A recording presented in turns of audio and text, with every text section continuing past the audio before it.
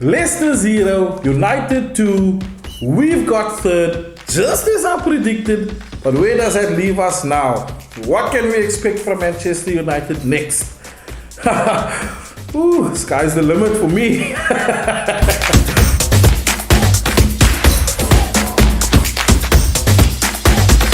So in this episode, we're going to have a look at obviously our game against Leicester.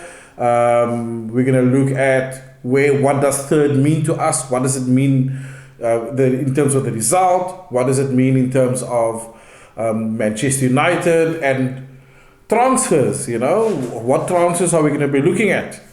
Welcome to On the Bench with Faizal E. Brooks. Did the tongue thing wrong. Nonetheless, I'm so glad to be here with you guys again, and thank you for taking the time to listen and join us on this video. Without further ado, let's get into it. I mean, the United Leicester game at the King Power Stadium was an okay game to watch. I think for the neutral, it was a little bit frustrating. For me, it was a little bit frustrating, but we've got to look at the good points and the bad points. So we got to be fair. And there was a few good points, but I think in a game where it was this nervy, we couldn't really expect a free-flowing game because there was so much on the line for both teams. I mean, if United and Leicester drew and Chelsea lost, it would have mean Leicester comes through with United, and obviously Chelsea doesn't. There was just so much on the line, and you can feel that tension in the air with United. You know the stats, if you look at the stats, United hasn't lost their last game for a very long time. The last game of the season, they've always done well. And going into this game, I mean, even with my score prediction, I was really going out there saying, 3-0, we're going to kill them. But realistically speaking, the game was a hell of a lot harder than what I even thought it was going to be. But I also didn't take into consideration the amount of tension that would be, so evident amongst the players. And we could see that was kind of one of the reasons, or one of the few reasons that we started making mistakes the way we were making mistakes. And I mean, we on the one hand, we looked tired when we looked lackluster, but in retrospect to that, we've played a significant tournament.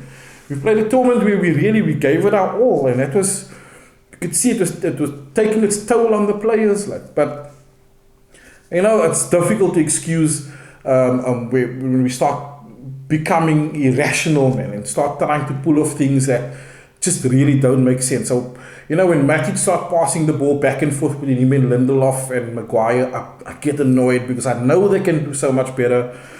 Wan-Bissaka on the right hand there again. I mean, there were so many tackles that this guy put in that really saved us the game. In fact, for me, Wan-Bissaka should really be called the player of the season because he saved us more than De Gea, if you look at it.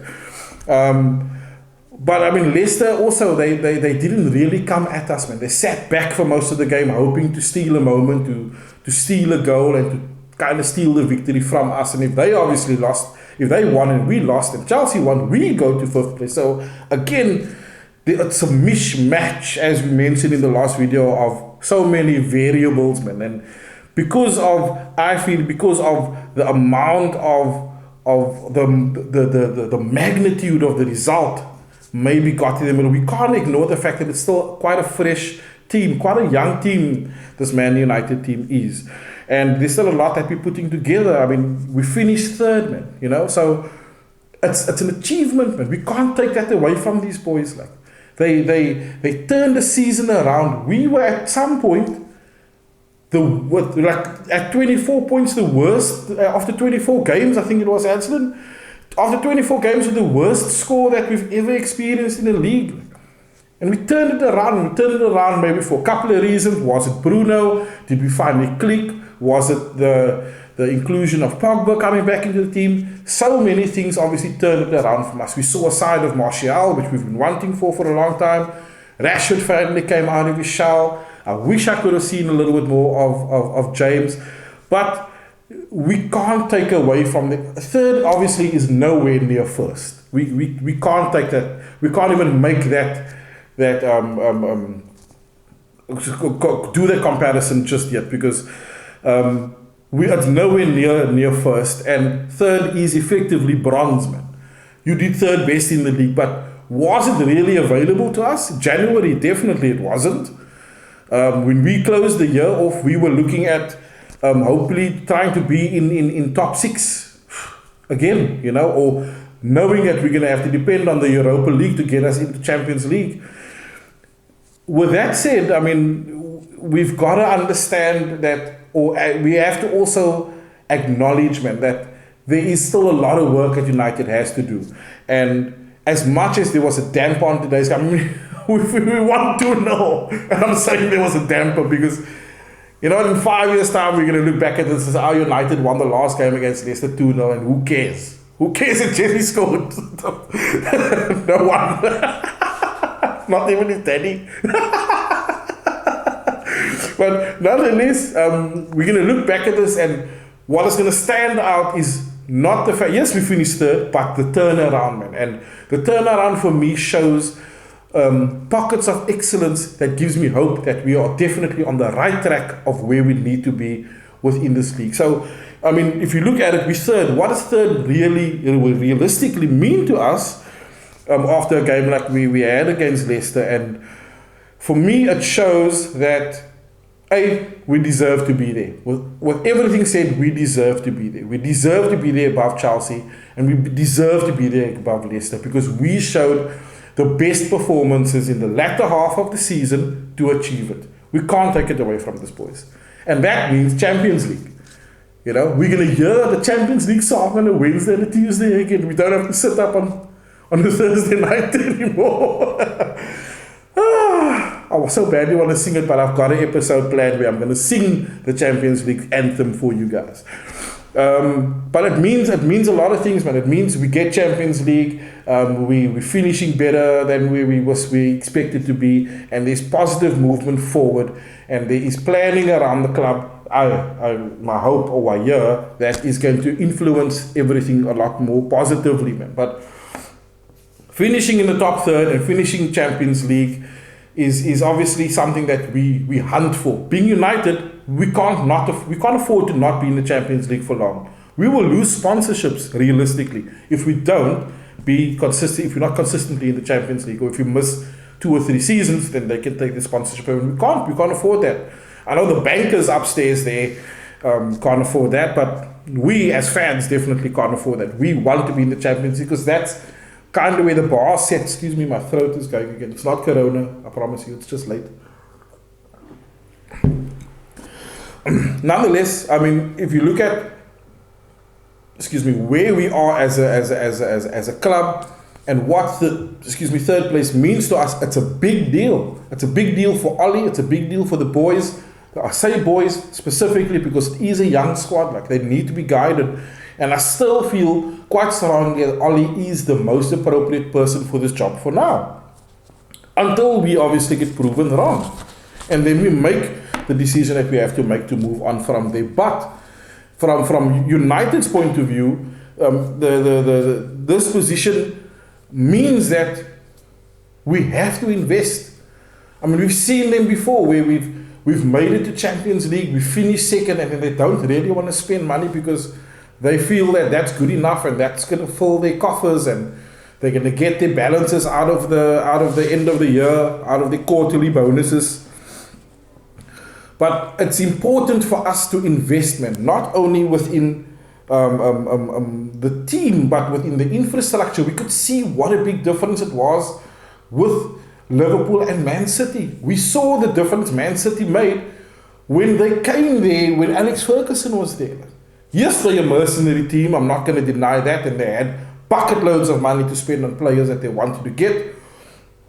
But it wasn't only the players that they got that made the difference for them. It was their mentality and their understanding that in order for you to have a successful football club, you've got to invest in the infrastructure that's going to go around it. And that is going to be in the medical team, in the coaching team, obviously in PR and stuff. But the manager and what happens on the pitch is only one part of the equation. We've got to invest in the infrastructure that's going to support these players. Like, the pace of this game is significantly different, significantly faster and harder than what it used to be 5, 6, 7 years ago. when Alex was there. If he was still there, I don't even think he'd win the league. Not with the infrastructure that we got there. I mean, the amount of injuries we suffer, the amount, the time the players spend off the pitch. It's crazy. We shouldn't be subjected to this. Not as Manchester United Football Club. Oh no. We've got to really stamp our authority there. We've got to demand better. We've got to demand that the infrastructure gets changed. Like with the medical team, the fitness team, the coaching team, they've all got to be given the support that they needed to give. And we've got to demand the best of the best. That's what we need if we're going to want to be the best. And you can see what a difference it made at Liverpool. Like Liverpool saw the change that City did, and all they did was really just jump onto that bandwagon and say, hello, we've got to do this change now. And they suffered a couple of years after that, and they finally settled with a manager that understood their thinking and their mentality and the culture of the team and their history, and they've now proven that that change made in an early stage will definitely breed success. And we are on that track to success, but we're going to need the support. We can't keep buying. We're going to end up buying 100 Jadon Sanchos, but what good is that when 99 of them are unfit or broken or not taken care of medically correctly, because then our investments are for naught. So for me, if we look at Manchester United in a whole, the most quintessential thing we have to acknowledge now is that we have the players that can elevate us. We need more, yes, but we need the support that is going to be able to give us that platform to do what we need to do. And I think starting with or making a decision to sign a director of football is more important than anything else. It's more important than any player we're going to sign, because he's going to be now tasked with the duty to ensure that the football side of the club is run efficiently and proficiently, so that we don't have to worry about whether our skills are going to be honed in on, our players going to become better, or we're just going to buy a mercenary player and hope that he can deliver. So short-sighted, you know. And in the past, Alex had his hand on all of those things, man. He was so in tune with every aspect of the club that everything fell apart, in my opinion, when he left. So, do I blame him? No. Yes, I don't know. Should I, shouldn't I? No. Let's not go on a witch hunt for Alex Ferguson. He's a legend. I love you, Alex. Thanks for the messages after 12 at night. I appreciate it. Tell Bobby to buy more airtime. Stop sending me, please call me. But evidently the director of football is going to be the key position that is going to enhance this transition process for us. And it is going to allow us to look at, when we're signing players, we're signing the correct players, that we're signing better players, that we are able to make decisions faster, that we are able to, when we are investing in the right areas, whether it is going to be youth or the senior team, whether it's bringing players from the academy through, those are decisions that we are going to know are going to be they have to be made by a skilled individual. We can't just get another, in my opinion, just get another legend to come in there and try to do the job because he's proud of having played for United, you know. We've got to start thinking beyond that. Like, we've got to start thinking out of the box. What's that guy's name from? Gerrard is not there at Liverpool trying to be the director of football. No. I mean, yes, we see obviously this trend of former players now becoming managers. That's not a bad idea because they understand. But for the type of club and the size of club United is, and the amount of decisions that's dependent on a director of football, we need someone with experience. Now, I know Edwin van der Sar has been doing a fantastic job at Ajax, and we were linked to him before. But for me, it must be someone that's going to be in a position that's going to be ruthless as much as he has to be kind. He's, you know, my granny used to say, you've got to be cruel to be kind at sometimes. And even if it's going to come down to a point where when he's there and he feels in the next 2 seasons, you know what, Ollie's actually, he was good and he was thankful for what he did in terms of the transition process, but he's just not capable of taking us to the next level. He must be able to pull the plug and get in the manager that he feels is going to do that for us. Now, for me, there are a few people out there that are capable of doing it. Don't want to get too deeply into that. We will have an episode based purely on this coming up in the future. We can have a lot of time for that. Excuse me. Oh, what's going on in my throat? Anyway, but it's important for us to get this person in and get him in before we even decide to make any transfers, because he has to be involved and we can't keep leaving these decisions up to Ed Woodward and the bankers. Because ultimately, Ollie's going to hand in a page of wants and they're going to say, no,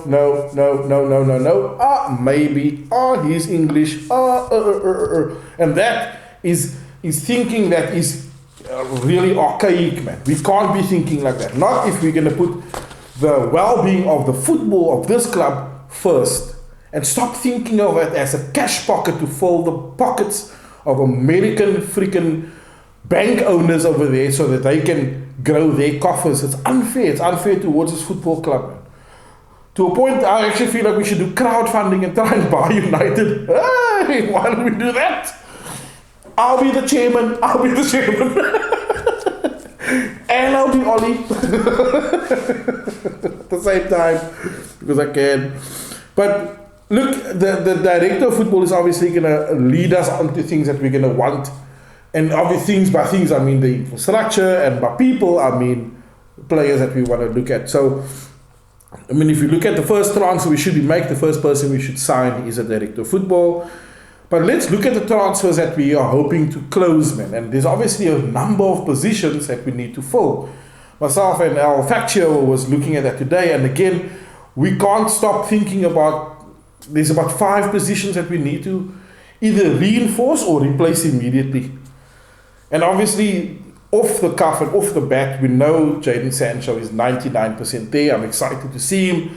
I'm excited to see how he's going to play alongside Rashi and Tony and Greenwood, and obviously James, and see how he's going to be able to contribute. But to finally say, we've signed a right winger because we needed a right winger is going to be such a victory for us. It's the same like with Bruno Fernandes. We knew for the last 3 years we needed a creative midfielder as the attacking midfielder, and Mata was losing track. When we finally got Bruno Fernandes, we saw what the difference he made. With Pogba, without Pogba. We saw the difference he made with the team and how he influenced the team, and to be able to get more strong-minded, talented players in, and if we can get them in young, obviously even better for us. The other position we were looking at is the defensive position, because, oh my goodness, I can't see us for the next season. If we're going to contend for the title, we can't contend for the title knowing that Harry Maguire and Lindelof is our best defenders, because they're clearly not.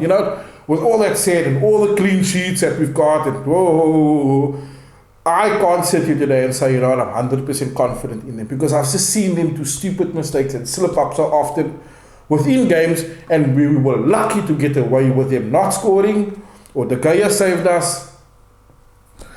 So for me and Al Faccio, Koulibaly will probably be the best defender to get in. Now, I know you guys are split on who should get in, but in the comments, please, guys, tell us who you would like to get in. I'm getting in Sancho and Koulibaly. I'm going to say Van de Beek and Grealish in there just to, buff up the midfield, give it some more options, including Fred and McTominay, not getting rid of them. But what we have to look at and what we have to consider is who is going to be the replacement for Matic. Because Matic, yes, he signed an extension to his contract and he's going to be there till 2023, but the guy's 31.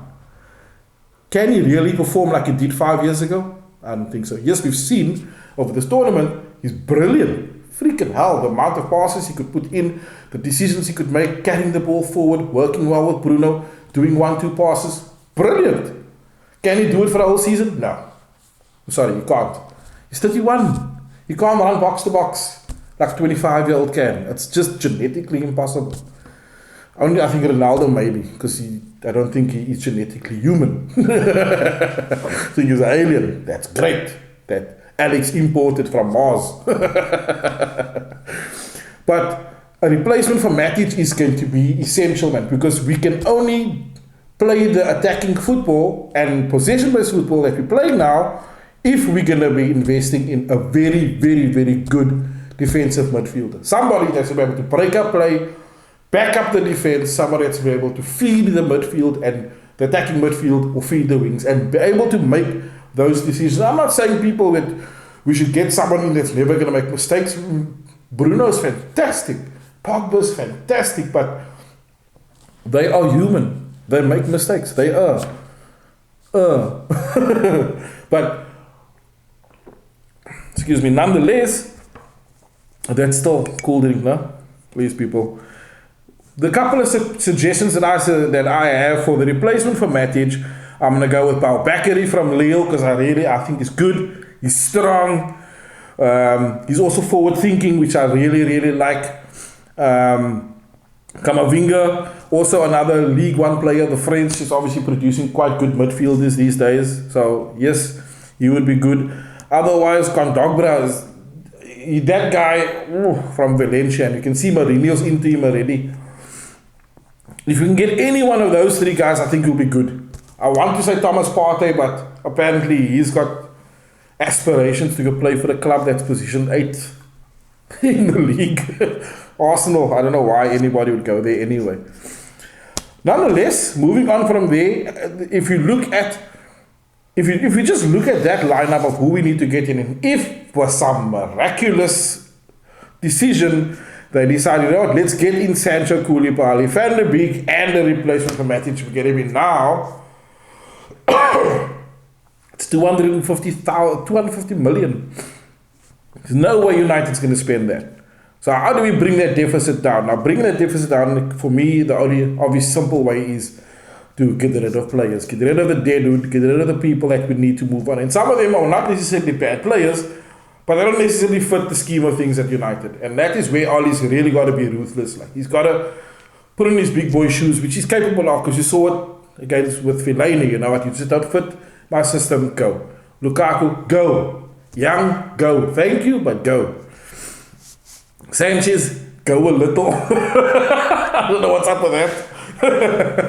Just slice the bra up, man, and feed him there to the wolves.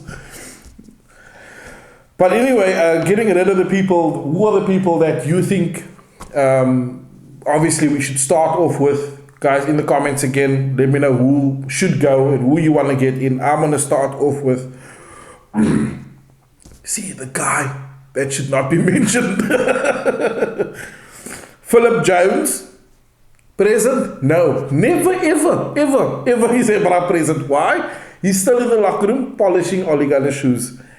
That's the only reason why Ebra's there. But for me, it's a bit expensive for shiny shoes. So get rid of that, bra. Eric Bailey, I love you so much. Yes, I call upon your name every week. And I really want you to do well at the club, but I think it's time that we need to part ways. And that's the conversation Ollie must have with him. I really appreciate you and what you contributed to the club. I think you're a skillful player, but unfortunately, you're injury prone and you don't think rationally within the game. And because of that, we're going to look at somebody else. So you're fired. As Donald Trump of The Apprentice would say. Delot, unfortunately, I think he's going to go. I think there's a ready decision for him to go. Pereira is definitely going to go. Jesse was crazy. Jesse's going to go, but I heard a little rumor that Nottingham Forest want to buy Jesse. And in order for them to do that, they want to see that he still got some grit in him. So what Ollie done was, Ollie phoned Peter Schmeichel and told Peter Schmeichel to tell Casper Schmeichel that give the ball to Jesse. He's going to bring him on with like 10 minutes left. Give him the ball, let him score. That's the only way we're going to get rid of this. Casper didn't want to because he wanted to keep a clean sheet. Peter said, I'm not going to pay your pocket money. Excuse me. Nonetheless, Jesse scored in the Leicester game at the depth just to seal the deal for us. But I think Jesse's going to go. I don't think there's space for him at the club.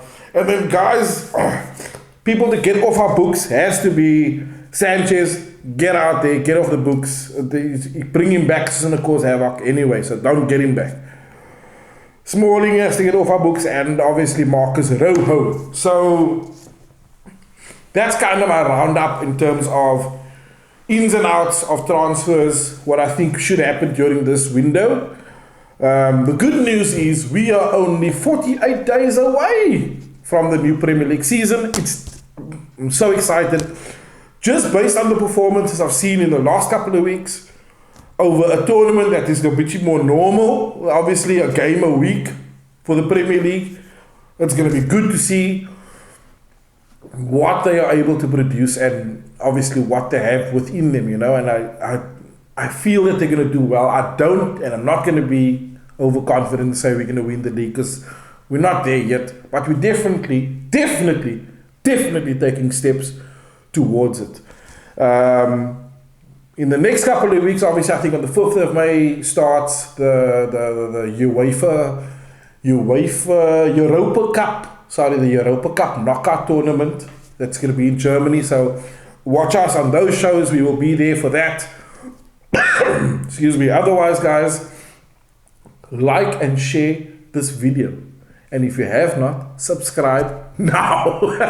Cheers. My throat is wonky. I don't know why. It's not Corona. Cheers. Bye-bye.